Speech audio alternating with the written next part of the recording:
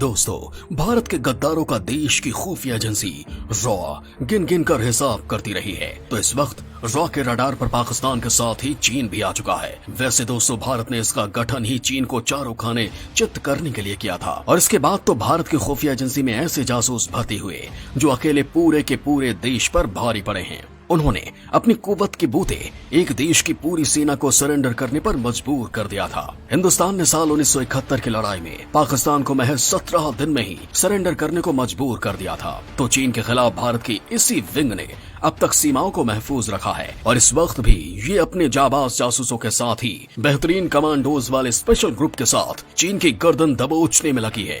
लिहाजा दोस्तों, मैं इस वीडियो में आपको बताने वाला हूँ कि क्या है भारत में जासूसी विंग की सीक्रेट स्टोरी।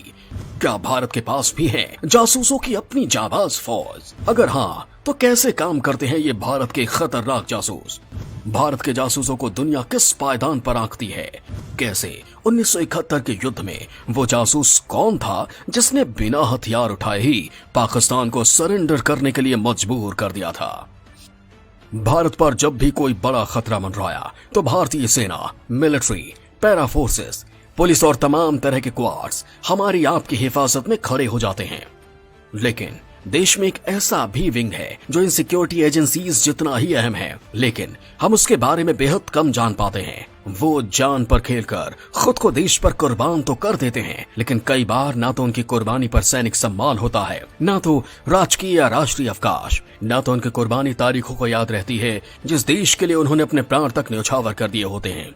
जी हाँ, भारत की खुफिया एजेंसी यानी रॉ यानी रिसर्च एंड एनालिसिस विंग का काम ही कुछ ऐसा है कि जान देने के बदले भी इन्हें इसका क्रेडिट नहीं मिल पाता। फिर भी दुनिया के टॉप 5 बेहद शार्प खुफिया एजेंसियों में शुमार की जाती है रॉ। अमेरिका की CIA, इजराइल की मोसाद, चीन की MSS और पाकिस्तान की ISI का नाम इसी लिस्ट में है। रॉ के पहले चीफ RN काफ की गिनती दुनिया के टॉप 5 जासूसों में होती थी।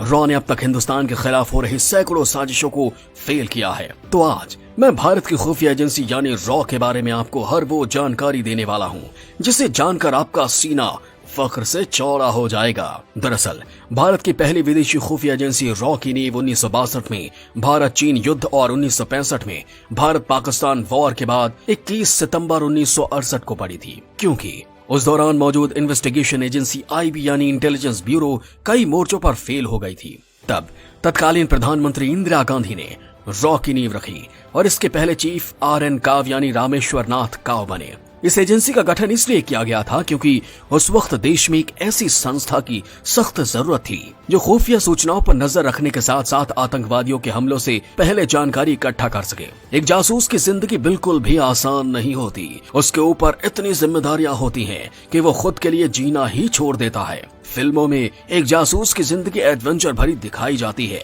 जबकि असल में ये ऐसे बिल्कुल भी नहीं होती है। रॉ से जुड़ना यानी एक आग का दरिया।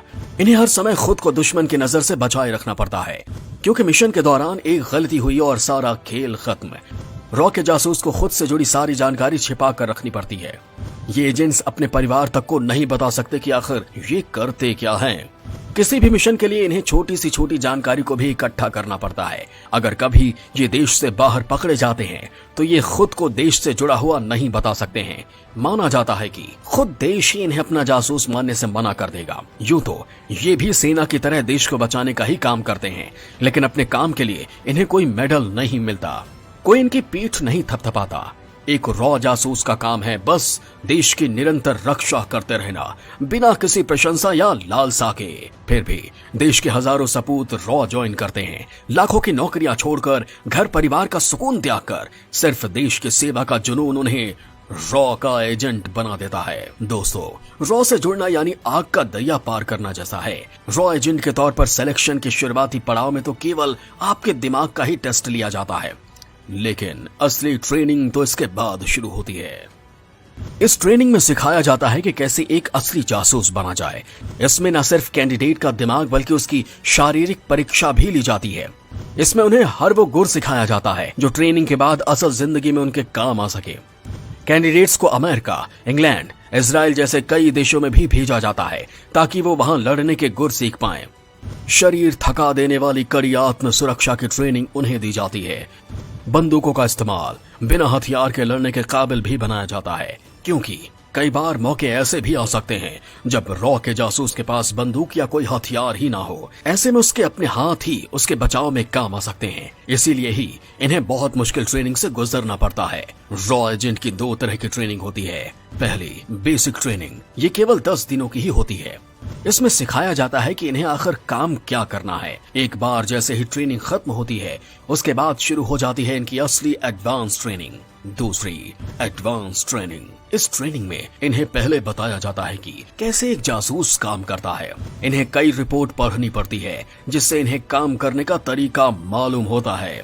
कैंडिडेट्स को न सिर्फ रॉ बल्कि बाकी देशों की खुफिया एजेंसी के बारे में भी बताया जाता है।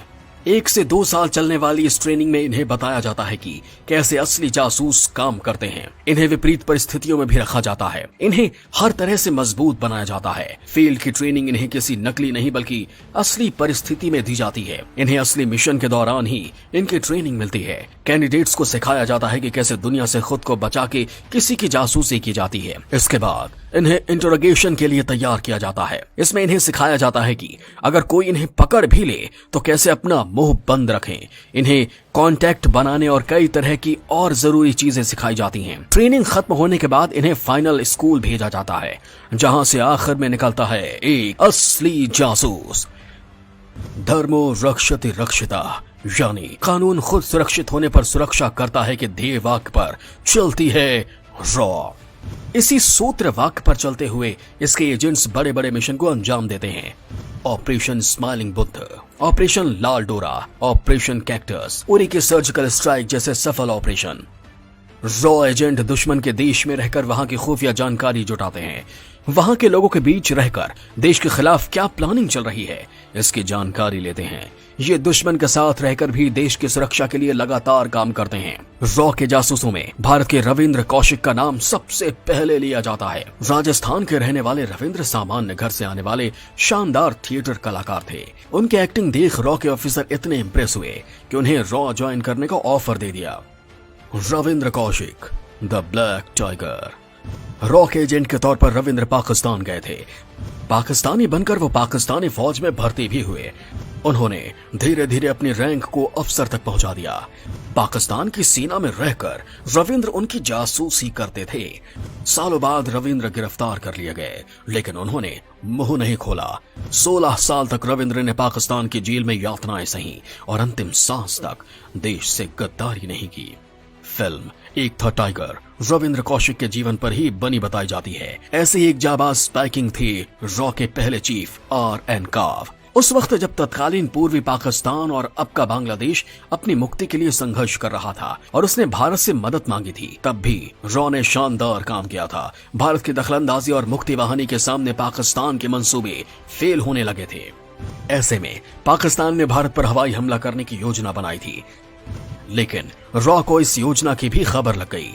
रॉ ने खबर दी कि 72 घंटों के भीतर पाकिस्तान की वायुसेना भारत पर हमला करेगी। रॉ ने 2 दिसंबर 1971 तक की डेडलाइन दी थी। इसके बाद वायुसेना अलर्ट पर आ गई, लेकिन हमला नहीं हुआ। रॉ ने वायुसेना से 24 घंटे और अलर्ट पर रहने के लिए कहा। एक दिन बाद रॉ की खबर सच साबित हुई। 3 दिसंबर 1971 को पाकिस्तान के फाइटर प्लेन भारत के कई शहरों पर हमला करने आए।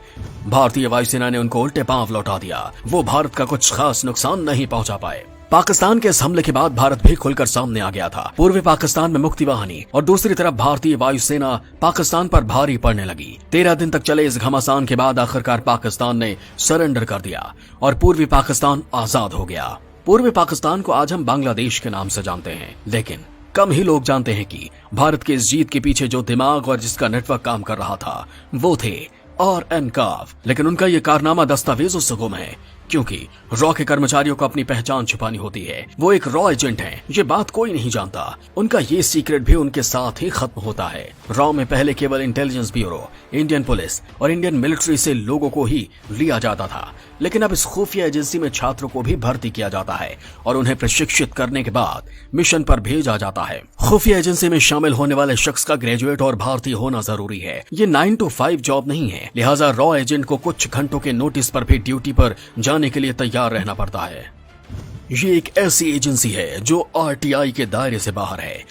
ऐसा इसलिए क्योंकि इनका मिशन खुफिया होता है और वो किसी से भी अपनी जानकारी साझा नहीं कर सकते। रॉ किसी समय या किसी भी मुद्दे पर भारत की संसद के लिए उत्तरदायी नहीं है। एजेंसी केवल देश के प्रधानमंत्री और संयुक्त खुफिया समिति के प्रति उत्तरदायी है। इंटेलिजेंस ब्यूरो की मुख्य शाखा के तौर पर 250 कर्मचारियों के साथ शुरू हुई रॉ का वार्षिक बजट 20 मिलियन था। अब रॉ में कई हजार कर्मचारी काम करते हैं और इसका सालाना बजट 300 मिलियन है। रॉ सिर्फ जासूसों का एक संगठन नहीं है, ये नाम है उन जाबाजों के दस्ते का जो अगर ना हो तो देश की सुरक्षा को दुश्मन तार तार कर दें। इनके बूते ही हम सब अपने घरों में सुरक्षित हैं, क्योंकि ये दुश्मन की हर एक नापाक हरकत पर नजर रखते हैं और उसके मंसूबों को कामयाब नहीं होने देते। और इस वक्त इनका सबसे बड़ा फोकस चीन की सीमा है।